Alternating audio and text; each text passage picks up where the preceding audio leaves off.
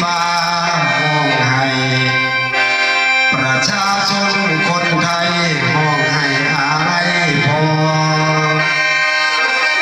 พระบาทสมเด็จพระเจ้าอยู่หัวรัชกาลที่9เนายังอยู่กับเงาในสวงโอ้ยโอ้ยน้อ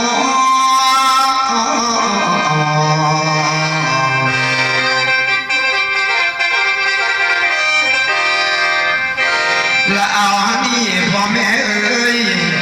พอมาถึงคราวนี้ไฟฟ้าประชาชีโศกีกันยิ่งใหญ่และพ่อหลวงของชาวไทยเพิ่นได้ไกลจากแล้วบ่มีมือสิควยคืนทุกคนคืนน้ำตาแสนอะไรเสด็จพ่อโอ้ยเด้น้องผู้ใหญ่ลมแผ่วหัวปานแก้วแตกสลายฝ่ายน้ำตาไหลแทบบ่หลวงเอ้ยสิหูบ่ข้าวขาดแดงแกงขาดหมกกันพออยู่กะซอยได้บ่มีให้ดอกทุกจน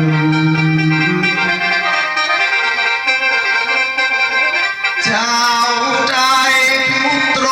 มระทมหอมไม้พ่อหลวงสิ้นลมหายใจลาไปอยู่ในโลกอื่น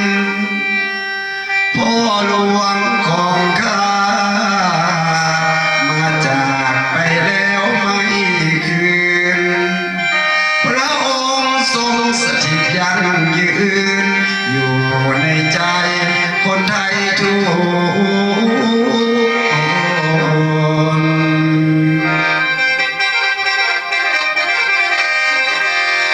ขอบพระ